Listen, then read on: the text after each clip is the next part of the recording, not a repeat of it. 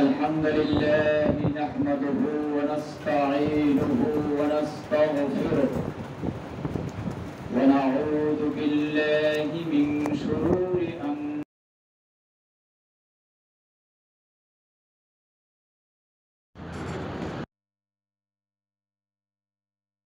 فلا مضل له ومن يضلل فلا هادي له ونشهد أن لا إله إلا الله وحده لا شريك له وأشهد أن محمدا عبده ورسوله أعوذ بالله من الشيطان الرجيم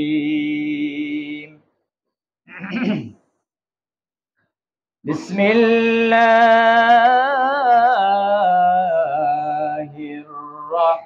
الرحمن الرحيم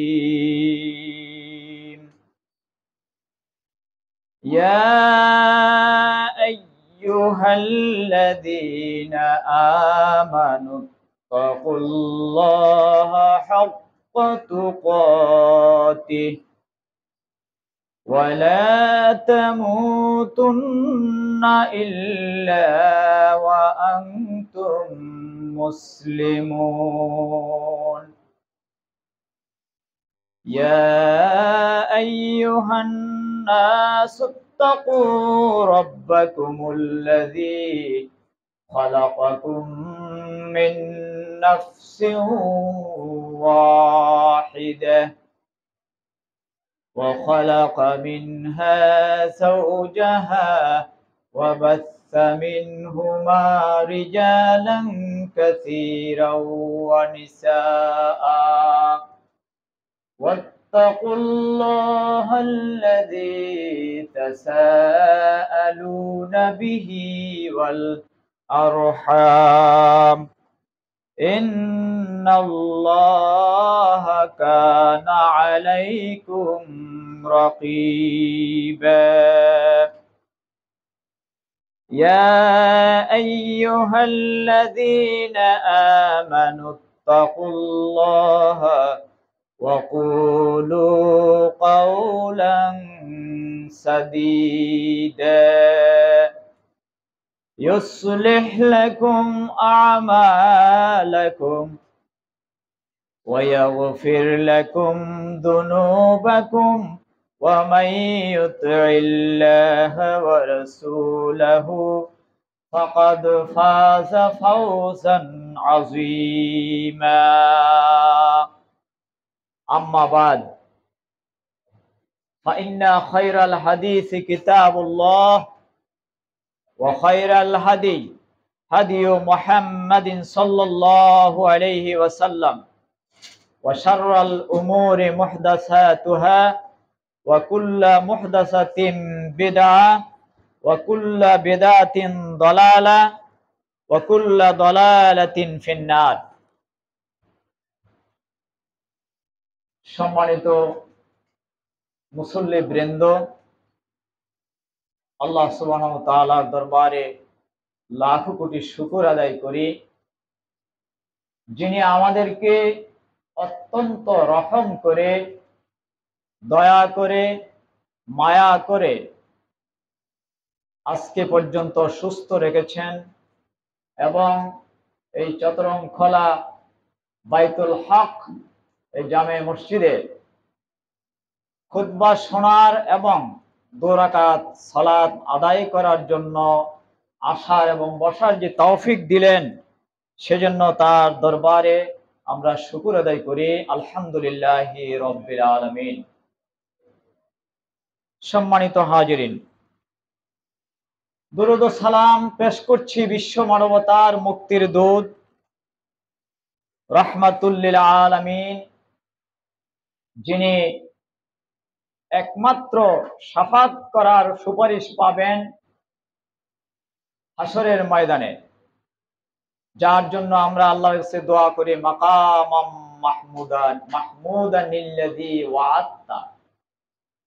এই মাকামে মাহমুদ দের মধ্যে সেজদায় পড়ে আল্লাহ রাসূল সাল্লাল্লাহু আলাইহি সাল্লাম আমাদের জন্য বিচারের কার্যটা যেন তাড়াতাড়ি হয়, এই সুপারিশটা সর্বপ্রথম যে নবী করবেন তার উপর পেশ করছি লাখ কোটি দরুদ ও সালাম, এবং তার আসহাবগণের উপর, তার পরিবার পরিজনের উপর। আল্লাহুম্মা সাল্লি আলা নবিনা মুহাম্মদ ওয়া আলা আলিহি ওয়া সাহবিহি আজমাইন।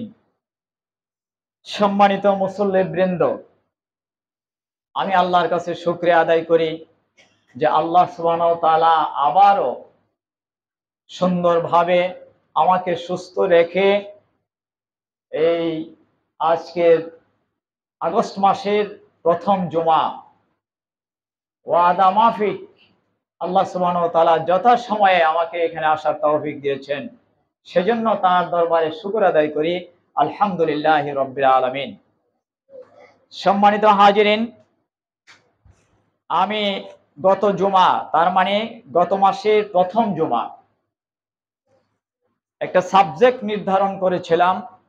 আজকে ওই সাবজেক্টের দ্বিতীয় পর্ব শুরু হবে ইনশাআল্লাহ। সাবজেক্টটা ছিল যারা ধারণা করে ভালো আমলই করছে অথচ তারা ক্ষতিগ্রস্ত, তথা আমল করে ক্ষতিগ্রস্ত হবে। এটা ছিল আমাদের গত জুমার, তার মানে আগস্টের জুলাই মাসের প্রথম জুমার বিষয় ছিল, এটা প্রথম পর্ব। আজকে আমরা দ্বিতীয় পর্ব, ওই বিষয়ের উপরে আমরা দ্বিতীয় পর্ব শুরু করবো ইনশাল্লাহ। এটা ধাপে ধাপে চলবে এবং এটা যখন শেষ হবে এরপরে আবার নতুন সাবজেক্টের উপরে ইনশাল্লাহ ধারাবাহিক আলোচনা হবে। তো শেষ কথাটা ছিল সেদিন যে নবীও যদি, আল্লাহ সুবহানাহু ওয়া তাআলা নবীকেও সতর্কবাণী করছেন যে তুমি যদি শিরিক করো তাহলে তোমার এই শিরকের কারণে আমল তথা তোমার নবুয়তি পর্যন্ত বাদ যাবে। শিরিক এমন একটা জঘন্য পাপ, এবং শিরিক করলে আল্লাহ সুবহানাহু ওয়া তাআলা বলছেন ফাকাদ হাররামাল্লাহু আলাইহিল জান্নাহ ওয়া মাওয়াহুন নার ওয়া মা লিয-যালিমিনা মিন আনসার। এই কথাটা ছিল আমাদের শেষ কথা সেই জুমার। একটু রিভিউ করলাম যাতে আপনাদের ওই খুতবাটা আবার কিছু জিনিসটা যাতে মনে পড়ে। তো তাইলে শিরিক এমন একটা পাপ, যেই পাপটা থাকলে ঈমান আনার পরেও চিরস্থায়ী জাহান্নামে যেতে হবে, চিরস্থায়ী জাহান্নামে জ্বলতে হবে শিরিক থাকলে। আর যদি শিরিক না থাকে, অন্যান্য পাপের কারণে তওবা ছাড়া মারা গেছে, আল্লাহ সুবহানাহু ওয়া তাআলার যখন দয়া হবে, কোনো একদিন তার নবীকে বলবেন আপনার শেষ উম্মত যেটা জাহান্নামে আছে তার ঈমান আছে কিনা, একটু ন্যূনতম ঈমানও যদি থাকে তাহলে আপনি তার জন্য সুপারিশ করেন, জাহান্নাম থেকে বের করে নিয়ে আসেন। মান ক্বালা লা ইলাহা ইল্লাল্লাহ ফাদাখালাল জান্নাহ, যে ব্যক্তি, যার এই চুল পরিমাণ, সামান্য সরিষা দানা পরিমাণ ঈমান থাকবে, সে জান্নাতে যাবে। তবে শর্ত হলো শিরিক থাকতে পারবে না, শিরকের নাম গন্ধ থাকতে পারবে না আমলের মধ্যে। যদি থাকে চিরস্থায়ী জাহান্নামে যেতে হবে। ওয়া মাওয়াহুন নার, তার ঠিকানা জাহান্নাম চিরস্থায়ী ভাবে। ওয়া মা লিয-যালিমিনা মিন আনসার, আর তার জন্য কোনো শাফাআতকারী, সুপারিশকারী, কোনো হেল্পার, কোনো সাহায্যকারীও থাকবে না। আল্লাহ সুবহানাহু ওয়া তাআলা বলছেন এই কথাটা। আল্লাহ সুবহানাহু ওয়া তাআলা বলছেন সূরা মায়েদার 72 নম্বর আয়াত, ঠিকানাটা জেনে নেন। সূরা মায়েদার 72 নম্বর আয়াত আল্লাহ বলছেন ইন্নাহু মাইয়ুশরিক বিল্লাহি ফাকাদ হাররামাল্লাহু আলাইহিল জান্নাহ, যে ব্যক্তি আল্লাহর সাথে শিরক করবে আল্লাহ সুবহানাহু ওয়া তাআলা তার উপর থেকে জান্নাত হারাম করে দেবেন, তার মানে কোনোদিন সে জান্নাতে যেতে পারবে না। ওয়ামা ওয়াহুন নার, আর তার ঠিকানা হবে জাহান্নাম। তো জান্নাতে না গেলে কোথায় যাবে? জাহান্নামে। আর জাহান্নামটা হবে তার জন্য চিরস্থায়ী, যেহেতু জান্নাত হারাম। তারপরে আল্লাহ বলছেন কি, ওয়ামা ওয়াহুন নার, তার ঠিকানা হবে জান্নাত জাহান্নামে। ওয়ামা লিয-যালিমিনা মিন আনসার, তার জন্য কোন প্রকারের সাহায্যকারী থাকবে না। গত জুমায় বলেছিলাম আনসার বলা হয় যে সাহায্য করে, সাহায্যকারীকে আনসার বলে। মুহাজির বলা হয়, দুটি শব্দ আমাদের কাছে পরিচিত, মুহাজির এবং আনসার। মক্কা থেকে মদিনায় যারা হিজরত করে গেছেন তাদেরকে বলা হয় মুহাজির। আর যারা মুহাজিরদেরকে যারা সাহায্য করছে, তাদেরকে আশ্রয় দিছে, বাড়ি ঘর সবকিছু, স্ত্রী দিয়েও যাদেরকে সাহায্য করা হয়েছে, ওই সাহায্যকারীদেরকে বলা হয় আনসার। আশা করি আনসার এবং মুহাজির এই সংজ্ঞাটা আমরা ক্লিয়ার, এই ব্যাপারে আমরা ক্লিয়ার যে মুহাজির কাকে বলে, আনসার কাকে বলে। এবার আসেন, আমাদের এই ডিফেন্সে একটা বাহিনী আছে আনসার বাহিনী, পুলিশ, বিজিবি, সেনাবাহিনী, একটা আনসার। এখনো আনসার আছে, যদিও তাদের অ্যাক্টিভিটিস তেমন একটা নাই। তো আনসার মানে কি, তারা অন্যান্যদেরকে সহযোগিতা করবে, বিশেষ করে নির্বাচনের সময় তাদেরকে কাজে লাগায় আর কি। তো পুলিশ তাদেরকে, পুলিশ যখন কোনো জায়গায় খাবার দিতে পারে না, তখন পুলিশকে সাহায্য করার জন্য ওই আনসার দেওয়া হয়, তাকে বলা হয় আনসার। আনসার আরবি শব্দ। যাই হোক, তাহলে এখানে আল্লাহ বলছেন যে শিরিক যদি থাকে তাহলে কোনো অবস্থাতে সে আর জান্নাতে যেতে পারবে না। তাই আমাদেরকে সর্বপ্রথম, আমি এবং আপনারা, আমরা এখানে যারা আছি, আমার পরিবার, আমি নিজ থেকে নিয়ে আমি এবং আমার পরিবারকে প্রথম শিরিক থেকে বাঁচানোর জন্য হাতে পায়ে ধরে দাওয়াত দিতে হবে, শিরিক করা যাবে না। এবার আসেন, হালকাভাবে যেগুলি আমরা মনে করি যে এগুলি তো আর কি, সমস্যা কি, এ ব্যাপারে আমি আল্লাহ রাসূল সাল্লাল্লাহু আলাইহি সাল্লামের একটা হাদিসটি আহমদে আছে, আবু দাউদে আছে, আপনাদের সামনে আমি পেশ করছি। দেখেন, ইন্নার রুকা, যে ব্যক্তি তন্ত্র মন্ত্র দ্বারা ঝাড়ফুঁক করাবে, শিরক। যে বা যারা তন্ত্র মন্ত্র দ্বারা ঝাড়ফুঁক করবে, সে শিরিক করলো। ওয়াত্তামাইমা, তামাইমা বলা হয় তাবিজ সমূহ, যারা বা যে বা যারা তাবিজ ব্যবহার করবে, শিরক। ওয়াত্তিওয়ালাতা, আর জাদু টোনা, সমাজে এই কাজগুলো খুব বহুল প্রচলিত। এই কাজগুলো যারা করবে, আল্লাহ রাসূল বলছেন শিরকুন, এই কাজগুলো করা হচ্ছে শিরক। আমাদেরকে এইগুলো থেকে বাঁচতে হবে, এগুলি থেকে দূরে থাকতে হবে। প্রথম নিজে দূরে থাকব, এরপরে আমার পরিবার, বিশেষ করে এই বাচ্চা কাচ্চাদেরকে তাবিজ দিয়া, তার এমন এক সময় হয় যে বাচ্চার চেয়ে তাবিজের ওজন বেশি, নাউযুবিল্লাহ মিন যালিক। না, আমরা কি করব, সুন্নাহ মোতাবেক আলেমদের কাছে নেব, আলেমদের থেকে ফু দেওয়াবো। প্রথমত আপনি যদি পারেন সূরা ফাতিহা পড়ে ফু দেন, সূরা ইখলাস, সূরা নাস এগুলি পড়ে আপনার সন্তানকে ফু দেন, সূরা ফাতিহা পড়ে আপনি তাকে ফু দেন, আপনি ঝাড়ফুঁক করেন। যদি আপনার ভালো তেলাওয়াত জানা থাকে, আলহামদুলিল্লাহ আপনি করতে পারেন, আপনি মাতা পিতা, নিজের চিকিৎসা নিজে করেন। আল্লাহ রাসূল সাল্লাল্লাহু আলাইহি সাল্লাম আমাদেরকে এই শিক্ষাগুলো দিয়েছেন। কিন্তু ওই বান টোনা, ওই যে সমস্ত দেখবেন কত রকমের তাবিজ পরি লইয়া আসে, এই লইয়া আসে, সেই লইয়া আসে, এগুলি আসলে মানে মহিলারা যে এদের প্রতি এমন পাগলের পাগল, একবারে জান প্রাণ দিয়া তাদের কাছ থেকে, ওই তাদের ব্যবসাটা টিকে আছে মহিলাদের দ্বারা। না, এগুলি থেকে আমাদেরকে বাঁচতে হবে। তাইলে তন্ত্র মন্ত্রের ফু দেওয়া যাবে না, তামাইম তাবিজ লটকানো যাবে না, তারপরে অত্তেওয়ালা জাদু টোনার দ্বারা কাছে যাওয়া যাবে না। শিরকুন, এগুলি হচ্ছে শিরক। রাওয়াহু আহমদ, আবু দাউদের হাদিস। আমি আল্লাহর মেহেরবানি, আল্লাহ শুকরিয়া, যে হাদিসগুলো বলবো সহিহ হাদিস কথাটা উল্লেখ করব না। আমি যেটি বলবো ইনশাআল্লাহ সবগুলি সহিহ হাদিস।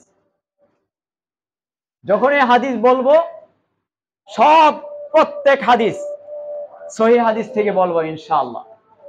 আসুন, তারপরে আরেকটা আছে, মান হালাফা, আল্লাহ রাসূল বলছেন, মান হালাফা বিগাইরিল্লাহি ফাকাদ আশরাকা, যে ব্যক্তি আল্লাহ ছাড়া কারুর নামে শপথ করলো, হলফ করলো, সে শিরিক করলো। অনেকে দেখবেন খামখেয়ালি বলে, বাচ্চার মাথার ধরে বলে, আমি আমার বাচ্চার মাথায় ধরে বলছি এটা আমি করি নাই, এই না সেই না। জি না, আপনাকে যদি বলতে হয় বলতে হবে আল্লাহর কসম, আল্লাহর নামে শপথ করতে হবে, আর কারোর নামে না। যদি এমনটি করা হয় তাহলে শিরিক। আল্লাহ রাসূল বলছেন, মান হালাফা বিগাইরিল্লাহ, যে ব্যক্তি আল্লাহ ছাড়া অন্য কারোর নামে শপথ করে, ফাকাদ আশরাকা, সে যেন নিশ্চিত শিরকের মধ্যে পড়লো, সে যেন শিরিক করলো। তাহলে আমাদেরকে আজ থেকে আমি এবং আমরা এই কাজগুলো থেকে বিরত থাকবো। আল্লাহর কাছে আমরা তৌফিক চাই। রাওয়াহু তিরমিজি, তিরমিজিতে এই হাদিসটি রয়েছে। এবার একটা সাহাবী একটা কাজ করছেন। আন উরওয়াতা ক্বালা দাখালা হুযাইফাতা আলা মারিদিন ফারাআ ফি আদুদিহি সায়রান। হুযাইফা রাদিয়াল্লাহু তাআলা আনহু এক রোগীর কাছে, রোগীকে দেখতে গেলেন, তিনি দেখলেন তার বাহুর মধ্যে তাবিজ ঝুলানো, তার বাহুর মধ্যে তাবিজ লাগানো। দেখেন, ফাকাতাহু, তিনি এটাকে কেটে দিলেন। দেখে তিনি এটাকে কেটে দিলেন। আও ইনতাজাহু, অথবা বর্ণনাকারী বলতেছেন যে এটা ছিঁড়ে ফেলে দিলেন। এটা ছিঁড়ে ফেলে দিলেন দেখা মাত্র। কেন? এরপরে তিনি বললেন, সুম্মা কালা, আল্লাহ তেলাওয়াত, কোরআনের আয়াত তেলাওয়াত করছে, সুম্মা কালা, এরপর তিনি বললেন, ওমা ইউমিনু আকসারাহুম বিল্লাহ ইল্লা ওয়া হুম মুশরিকুন, ঈমান আনার পরেও অধিকাংশ মানুষ শিরিক করে। ঈমান আনার পরেও অধিকাংশ মানুষ মুশরিক। তিনি এই নোটিশ জারি করে দিলেন, আল্লাহর আয়াত দিয়ে তিনি জানায়া দিলেন যে এই কাজ যারা করবে, শিরকে যারা লিপ্ত হবে, ঈমান আনার পরেও তার ঈমান চলে যাবে, তার জায়গায় ঈমানের, মুমিনের জায়গায় চলে আসবে মুশরিক, তার নামটা হয়ে যাবে মুশরিক। সম্মানিত হাজিরিন,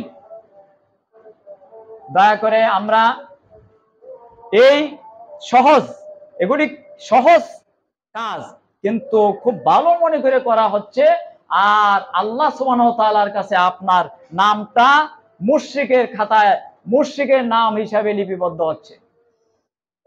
আর যদি মুশরিক হয়ে মারা যায়, চিরস্থায়ী জাহান্নাম। কাজটা সহজ, একবারে গুরুত্বই নেই। তাহলে আমরা আমাদের বিশেষ করে যারা মহিলারা আছে, আমাদের ঘরের মহিলাদেরকে, আমাদের মা বোন স্ত্রী যারা আছে, তাদেরকে আমরা আগে বলবো এই কাজগুলো যেন না করা হয়, এই কাজগুলি থেকে বিরত থাকতে। তারপরে আমরা আমাদের দেখা সত্ত্বে সুন্দরভাবে পাড়া প্রতিবেশীকে, অন্য পরিবার, অন্যদেরকে আমরা বলবো যে এগুলি করো না, এগুলি শিরক। এই শিরক থেকে আমাদের বাঁচতে হবে। তারপরে যারা নবী সাল্লাল্লাহু আলাইহি সাল্লামের সালাত, তার সালাত অনুযায়ী সালাত পড়ে না, তারা ক্ষতিগ্রস্ত। আমাদের সাবজেক্ট কি? যারা আমল করে ক্ষতিগ্রস্ত হবে। ভালো আমল মনে করতেছে, আমল কিন্তু বেশিরভাগই ভালো মনে করি আমরা। কাজটা তো ভালোই, বললে অসুবিধা কি? সমস্যা নাই। আমরা যারা হুজুর টাইপের আছি ঠিক এভাবেই বলি, সমস্যা নাই, এটা তো কোনো বাধার কোনো কারণ হতে পারে না, কাজটা তো ভালোই, এই কাজটি তো ভালোই। এইভাবে করতে করতে করতে করতে আজকে আমাদের এই সমাজে আসল ইসলাম খুঁজে পাওয়া যাচ্ছে না, সব 2 নম্বরে আর নকল ইসলাম দিয়ে আমাদের সমাজ আজ ভরপুর। যখন আমরা এই সঠিক ইসলাম, কোরআন এবং সুন্নাহর ইসলাম বলি, তখন বলে কি যে আমরা নতুন কথা বলি। বাস্তব কথা আপনাদেরকে শোনাচ্ছি। বাস্তবে আমরা তো এই মাঠে আমরা কাজ করি, আমাদের সাথে এরকম কথা বলে, এটা তো কাজটা খারাপ কি? এটা তো তাজকিয়ায়ে নফস, এটা তো খারাপের কিছু নাই।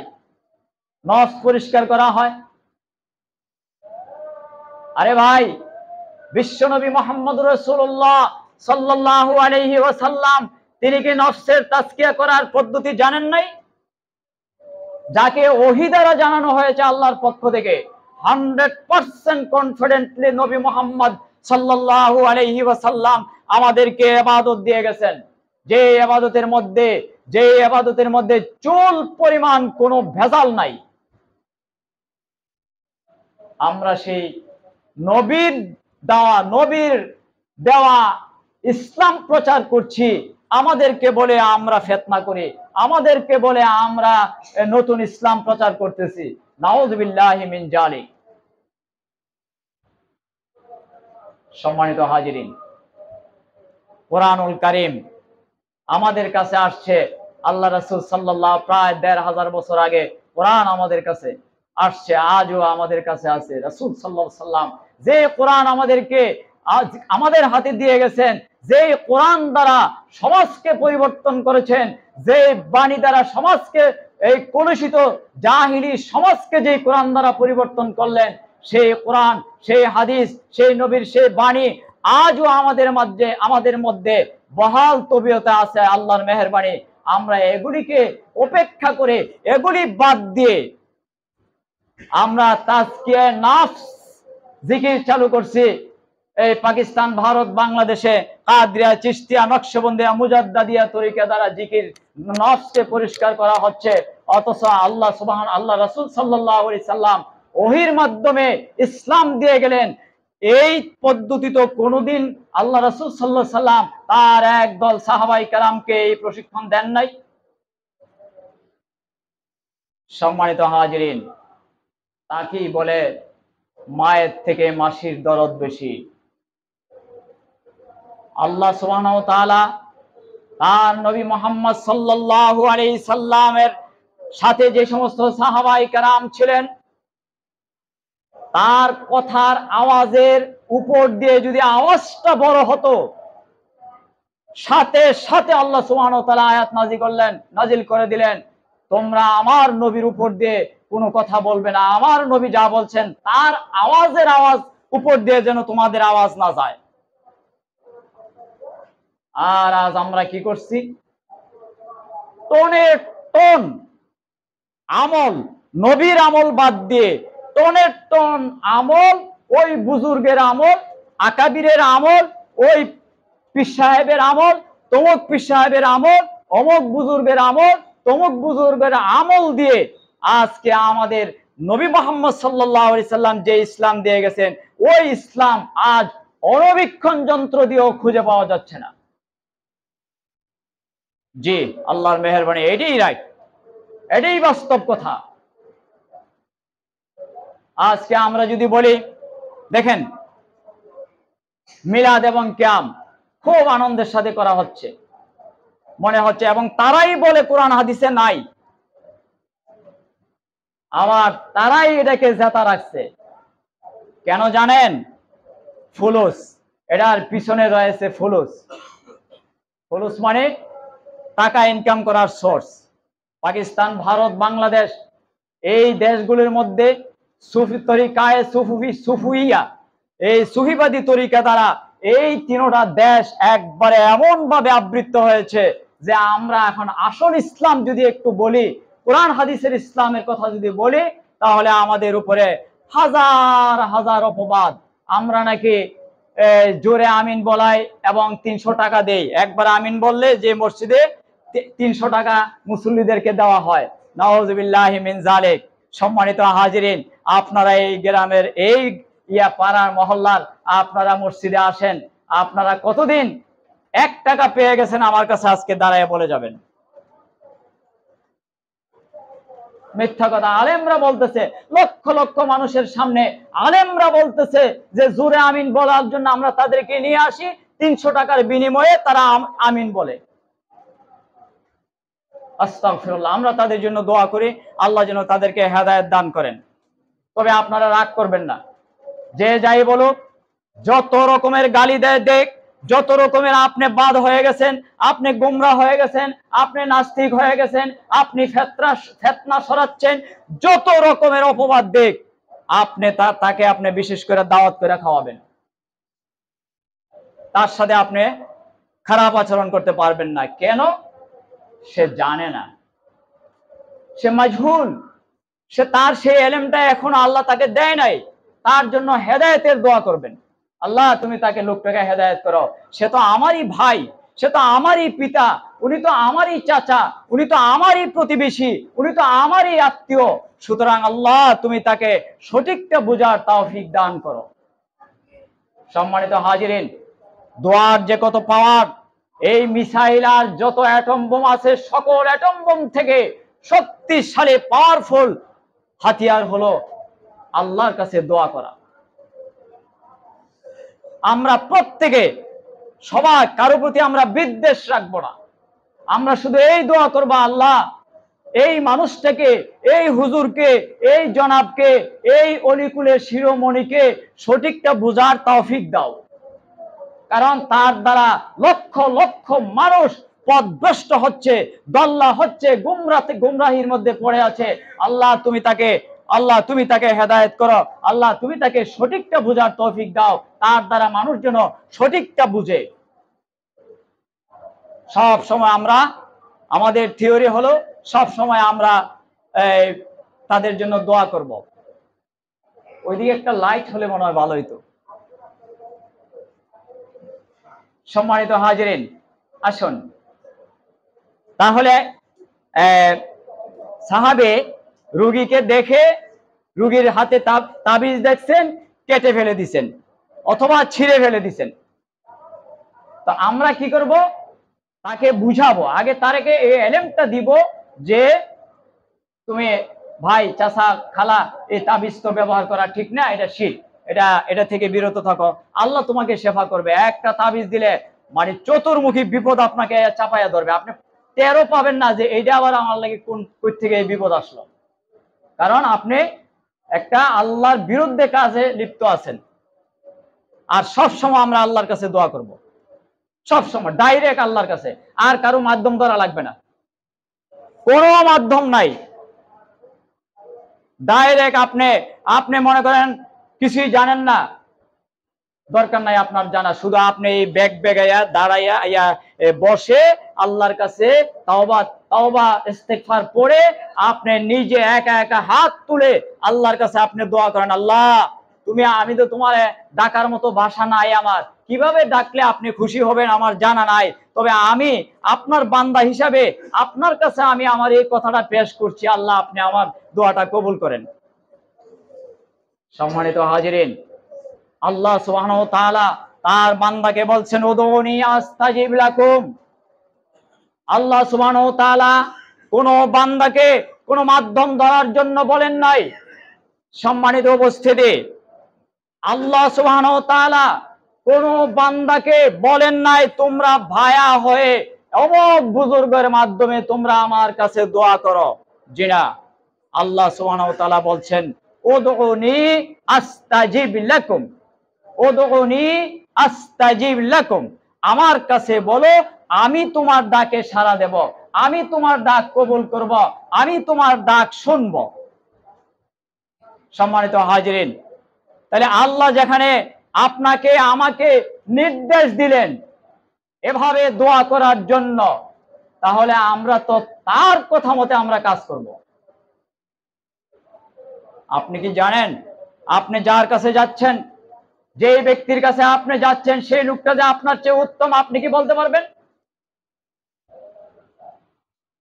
কথাটা আবারও বলছি, যেই লোকের কাছে আপনি যাচ্ছেন,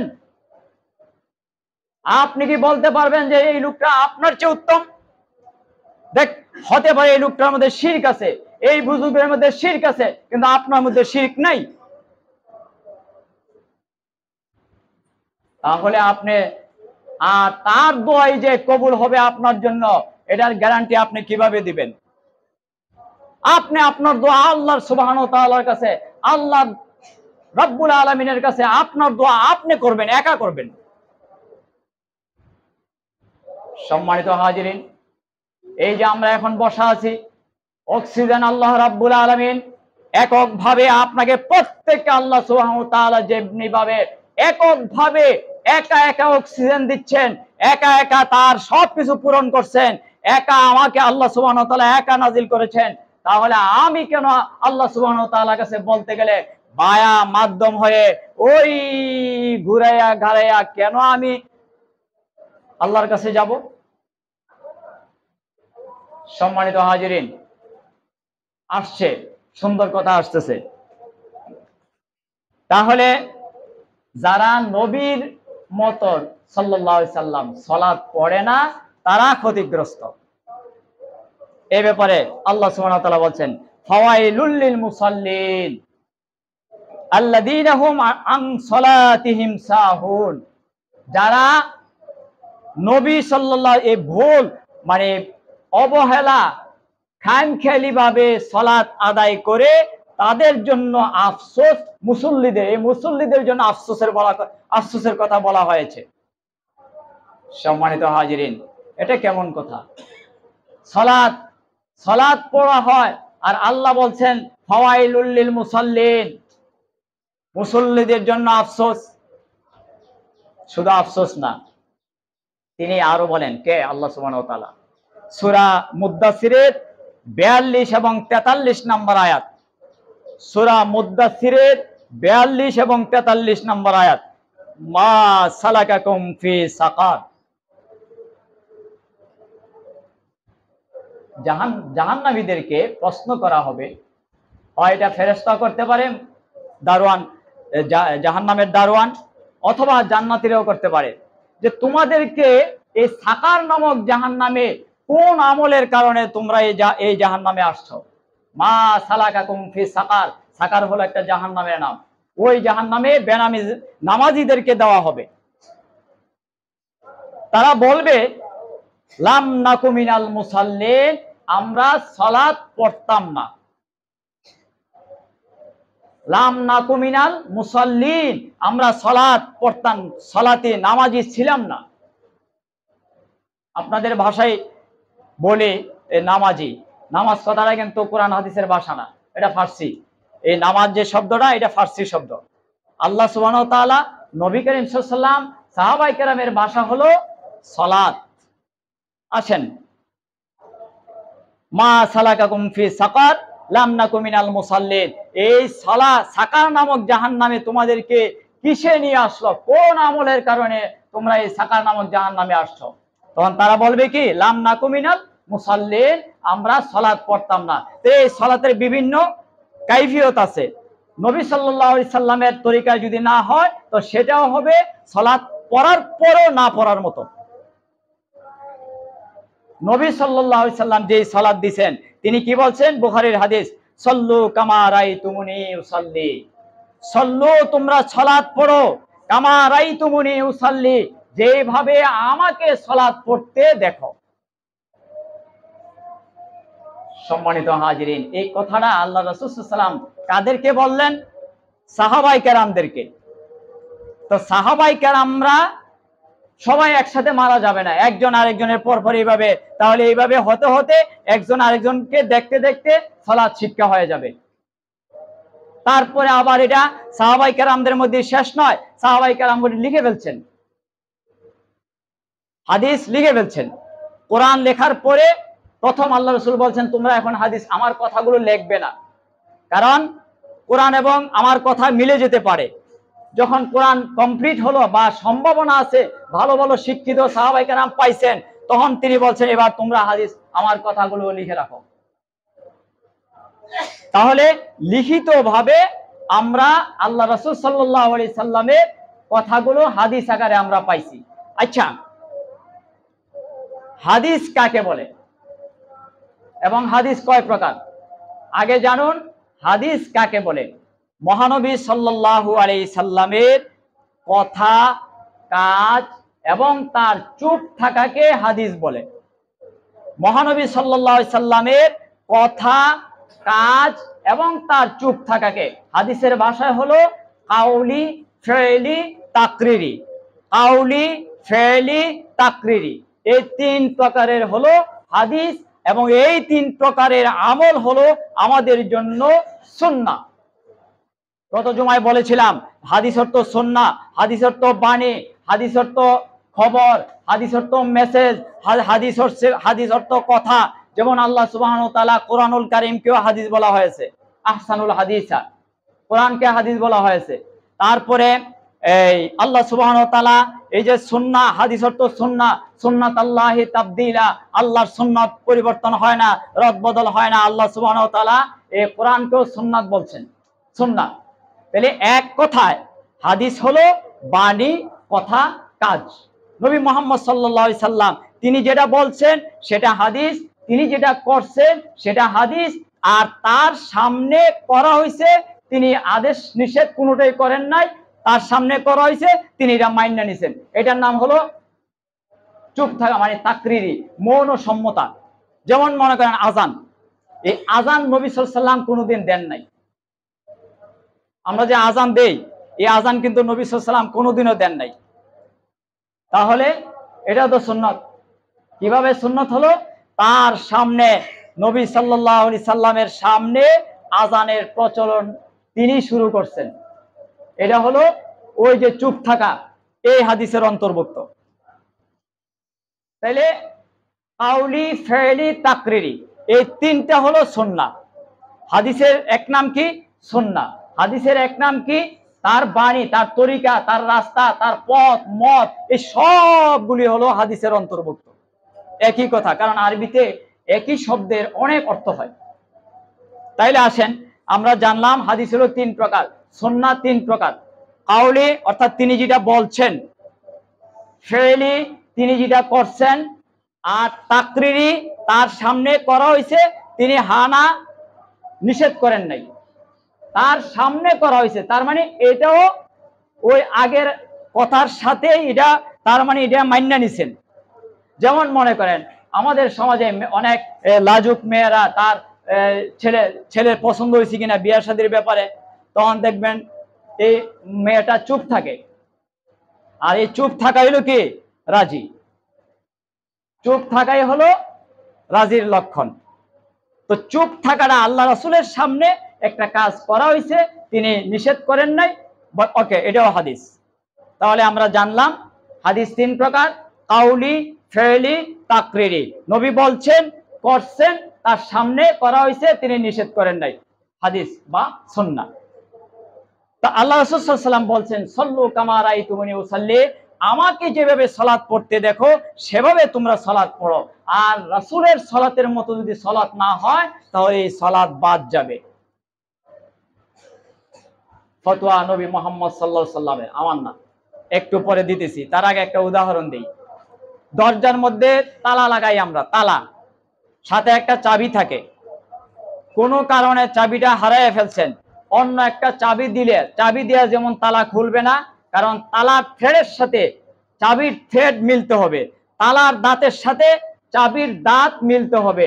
যদি মিলে তাহলে তালা খুলবে, আর যদি চাবি না মিলে, থ্রেড না মিলে, দাঁত না মিলে, তাহলে তালা খুলবে না। তার মানে রাসূল সাল্লাল্লাহু আলাইহি সাল্লাম আমাদেরকে যেভাবে সালাত পড়তে বলেছেন সেভাবে যদি সালাত, রাসূলের সালাতের সাথে আমার আপনার সালাত যদি মিলে তাহলে সালাত হবে, যদি মিলে না সালাত হবে না। আসুন এবার আল্লাহ রাসূল সাল্লাল্লাহু আলাইহি সাল্লাম ফতোয়া দিবেন, ইন্না আউয়ালা মা ইউহাসাবু বিহিল আবদু ইয়াউমাল কিয়ামাতি, কিয়ামতের দিন সর্বপ্রথম আল্লাহর বান্দার আমলনামার হিসাব নেওয়া হবে মিন আমালিহি সালাতু, তার সালাত নামক আমলের। বা যত আমল আছে, আপনি 60 বছরে 70 বছরে যত আমল করছেন, এই সকল আমলের সর্বপ্রথম আমলের হিসাব নেওয়া হবে সালাত। সম্মানিত ভাইয়েরা আমার, আল্লাহ রাসূল সাল্লাল্লাহু আলাইহি সাল্লাম যেদিন আল্লাহর সাথে সাক্ষাৎ করার জন্য সাক্ষাৎ করবেন, ওই মুহূর্তে তিনি বললেন সালাত, সালাত, সালাত। হে আমার উম্মতেরা, সালাত পড়ো, আমার মতো সালাত পড়ো। আমি যে সালাত দিয়ে গেছি, আমার সালাত তোমাদের কাছে রেখে গেলাম, সালাত তোমরা ছাড়বা না। এবং সালাত আমার মতো সল্লু কামারাই তুমুনি, এভাবে তোমরা সালাত আদায় করবে। যদি রাসূলের সালাতের মতো আমার সালাত হয়, আমরা আশা করব আল্লাহর কাছে কবুল হওয়ার জন্য। আল্লাহ তুমি কবুল করো, কিন্তু শর্ত হলো রাসূলের সালাতের সাথে সালাত আপনার আমার সালাত মিলতে হবে। যেমন তালা খুলতে হলে তালার দাঁতের সাথে চাবির দাঁত মিলতে হবে। সহজ কথা। আসুন, তারপরে তিনি বললেন কি, ওয়াইন সালুহাত ফাকাদ আসলাহু আনজাহা।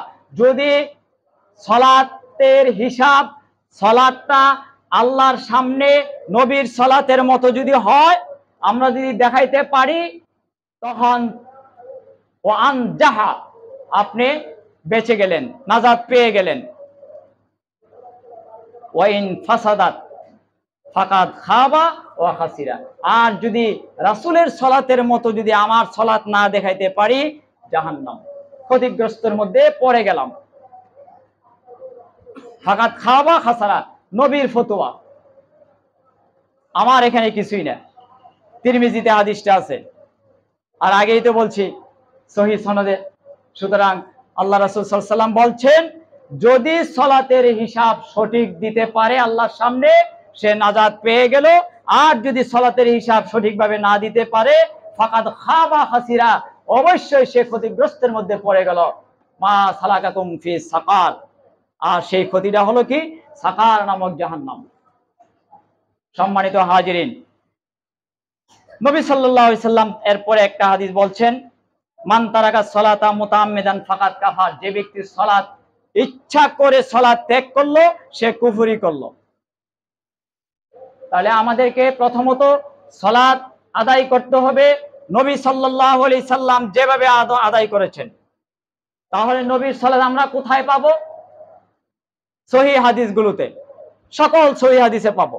যত সহিহ হাদিস আছে, সকল সহিহ হাদিসে আমরা রাসূলের মতো সালাত পাবো ইনশাআল্লাহ। আর এই সহিহ হাদিসগুলো কোথায় পাবো? বাস কিনতে গেলে পাবেন। আপনার এখন এই অ্যাপ আছে, হাদিসের অ্যাপ আছে, এই অ্যাপ খুলেন, অ্যাপের মধ্যে আছে, লক্ষ লক্ষ টাকা দিয়ে হাদিস কেনা সম্ভব না, আল্লাহ সুবহানাহু ওয়া তাআলা ব্যবস্থা করে দিয়েছেন। আপনি একটা অ্যাপ, আল হাদিস একটা অ্যাপ আপনার ডাউনলোড করেন, এখানে বুখারী, মুসলিম, তিরমিজি, আবু দাউদ, নাসাই, ইবনে মাজাহ, মুয়াত্তা, মুসনাদে আহমদ, যত হাদিস গ্রন্থগুলো আছে, সকল হাদিস গ্রন্থগুলো আপনি এখানে পাবেন। কোনটা সহিহ, কোনটা জয়ীফ, কোনটা জাল, এই সব কিছু এখানে বর্ণনা দেওয়া আছে। যে কষ্টটা করেছিলেন ইমাম বুখারী, তিরমিজি, আবু দাউদ, নাসাই, যে হাদিস জয়ীফ থেকে আলাদা করা, জাল থেকে আলাদা করা, তারা এই ক্রাইটেরিয়াকে ওই এখন আল্লাহর মেহেরবানি আপনার এই পকেটের মধ্যে আপনি কোনটা সহিহ কোনটা গায়রে সহিহ অটোমেটিক পেয়ে যাবেন। যেটা সহিহ পাবেন আমল করার চেষ্টা করব, আর যেটা সহিহ নয় এটা বাদ দিয়ে দেব। সম্মানিত হাজিরিন, তারপরে আসেন, যারা ভ্রান্ত আমল করে খুশি হয় তারা ক্ষতিগ্রস্ত। আমল করে ক্ষতি হবে, এটা কেমন কথা? আসুন এবার আল্লাহ সুবহানাহু ওয়া তাআলা বলছেন সূরা কাহফের 104 নম্বর আয়াত। আল্লাহ সুবহানাহু ওয়া তাআলার কাছ থেকে আমরা ফয়সালা নেব, আল্লাহ সুবহানাহু ওয়া তাআলার কাছ থেকে এটার ফতোয়া নেব। ফতোয়া অর্থ হলো ফয়সালা নেওয়া, রায় নেওয়া। আর মাসআলা হচ্ছে জিজ্ঞাসা করা। আপনি জিজ্ঞাসা করবেন, আমরা এটা রায় দেব, এটাকে বলা হয় ফতোয়া। আর ফতোয়া হবে কোরআন এবং হাদিসের আলোকে বিশ্বনবী মুহাম্মদ সাল্লাল্লাহু আলাইহি ওয়াসাল্লামের রায় অনুযায়ী।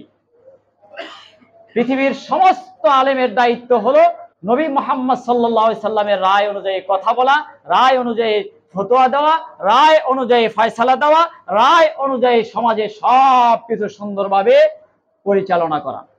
এটা হলো আলেমদের দায়িত্ব, ফরজ। আসুন সূরা কাহফের 104 নম্বর আয়াত, কুল হাল নুনাব্বিউকুম বিল আকসারিনা আমালা। নবী আপনি বলুন, যে আমলের দিক দিয়ে ক্ষতিগ্রস্ত, এই ব্যাপারে আপনি খবর দেবেন না। তার মানে নবী বলছেন আমি কি তোমাদেরকে আমলের দিক দিয়ে কে ক্ষতিগ্রস্ত এই ব্যাপারে বলবো না? তার মানে অবশ্যই বলবো। শোনো, আল্লাযীনা দাল্লা সায়ুহুম ফিল হায়াতিদ দুনিয়া ওয়া হুম ইয়াহসাবুনা আন্নাহুম ইউহসিনুনা সুনআ। যারা খুব কষ্ট করে চেষ্টা প্রচেষ্টার বিনিময়ে ফিল হায়াতিদ দুনিয়া, দুনিয়ার জিন্দেগিতে আমল করছে, আর আমল করে বলছে কি ওয়াহুম ইয়াহসাবুনা আন্নাহুম ইউহসিনুনা সুনআ, তারা ধারণা করছে যে তারা তো ভালো কাজই করছে। আল্লাহ সুবহানাহু ওয়া তাআলা বলতেছেন যে তারা আমল করে খুব প্রাউডলি, খুশির ভিত্তিতে বলতেছে আমরা তো ভালো আমলই, এটা তো সওয়াবের কাজ, করলে অসুবিধা কি, কাজ তো ভালোই, খুব আনন্দের সাথে এই আমলগুলো করে যাচ্ছে। আল্লাহ সুবহানাহু ওয়া তাআলা ওই কথাটাই আমরা যাতে সহজে বুঝি, এভাবে আল্লাহ সুবহানাহু ওয়া তাআলা কুরআনুল কারীমের মধ্যে বললেন কি আল্লাযীনা দাল্লা সায়ুহুম ফিল হায়াতিদ দুনিয়া ওয়া হুম ইয়াহসাবুনা আন্নাহুম ইউহসিনুনা সুনআ। যে আমল তারা এই কষ্ট করে, এত কষ্টবিষ্ট করে, এই যে শবে বরাত 12 রাকাত নামাজ রাতের বেলা জাগে, সারা রাত জাগে আমল করা হচ্ছে। ভাইজান, এই আমল তো রাসূল দেন নাই। তাহলে আমাদের সূত্র কি? রাসূলের আমলের সাথে যদি আমল মিলে, রাসূলের সালাতের সাথে যদি সালাত মিলে, তালার সাথে যদি চাবি মিলে যেভাবে খুলে, তাহলে রাসূলের আমলের সাথে যদি আমাদের সকল আমল, যত ইবাদত আছে, এমন কোন ইবাদত নাই যে ইবাদত তিনি আমাদেরকে দিয়ে যান নাই, আমরা আবার ইবাদত তৈরি করতে হবে, এরকম কোন ইবাদত আমাদের জন্য দিয়ে যান নাই। সকল ইবাদত কমপ্লিট করে গেছেন নবী মুহাম্মদ সাল্লাল্লাহু আলাইহি ওয়াসাল্লাম 23 বছরের জিন্দেগিতে। সম্মানিত হাজিরিন, আরাফাতের ময়দানে বিদায় হজের শেষ ভাষণে আল্লাহ রাসূল সাল্লাল্লাহু আলাইহি সাল্লাম বক্তব্য দিচ্ছেন।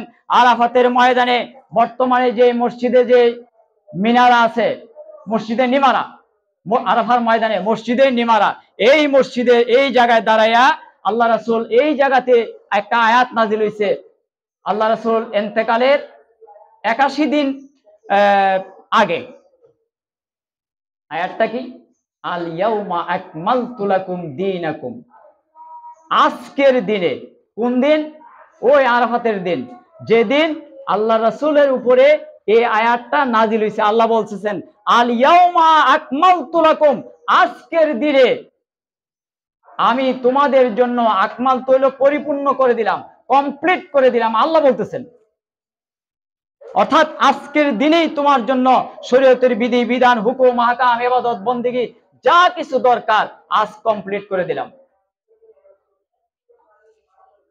আল ইয়াউমা আকমালতু লাকুম দীনাকুম ওয়া আতমামতু আলাইকুম নি'মাতি, এবং আজকের দিনে আমি পরিপূর্ণ করে দিলাম আমার নিয়ামত সমূহ। আলাইকুম নি'মাতি ওয়া রাদিতু লাকুমুল ইসলাম দীনা, আর দ্বীন ইসলামকে তোমাদের জন্য ধর্ম দিয়ে আমি তোমাদের জন্য সন্তুষ্ট হয়ে গেলাম। সম্মানিত হাজিরিন, তাহলে আল্লাহ সুবহানাহু ওয়া তাআলা আমাদেরকে এভাবে এই বাণী দিয়ে আমাদেরকে কমপ্লিট করে দিলেন, আমাদের জন্য ইবাদতকে সম্পন্ন করলেন। এবং তিনি বিদায় হজের ভাষণে সেদিন বলেছিলেন হাল বাল্লাগতু, আমি কি তোমাদের কাছে, আল্লাহ আমাকে যে ইবাদত দিয়েছেন সেই ইবাদত আমি কি তোমাদের কাছে পৌঁছাইতে পেরেছি? সকল সাহাবায়ে কেরাম বলছিলেন না। হ্যাঁ, এরপরও আমাদেরকে ইবাদত তৈরি করতে হবে। ভাই, আপনার আমার এত মায়ের থেকে মাসির দরুদ এত বেশি কেন? তিনি রাসূল যে ইবাদত দিয়ে গেছে সেগুলি কি আমরা করে শেষ করতে পারছি? আরে ভাই, এগুলির ধারে কাছে তো আমরা নাই। সুতরাং আসুন আমরা নিজকে আগে নবীর সাজে সাজাই, নবীর তরিকা দিয়ে আমরা নিজকে আগে সাজাই, নবীর সুন্নাহ দিয়ে আগে নিজকে সাজাই, পরিবারকে সাজাই, আহালদেরকে সাজাই, প্রতিবেশীকে সাজাই। সেজন্য আমাদেরকে সুন্দরভাবে দাওয়াতের কাজ করতে হবে, সুন্নাহ পৌঁছাতে হবে, বেদাতকে দূর করতে হবে। বেদাত সম্পর্কে ইনশাআল্লাহ এই পর্ব শেষ হোক, বেদাত সম্পর্কে ইনশাআল্লাহ আলোচনা হবে। আল্লাহ সুবহানাহু ওয়া তাআলা আমাদেরকে তৌফিক দিন, আমিন।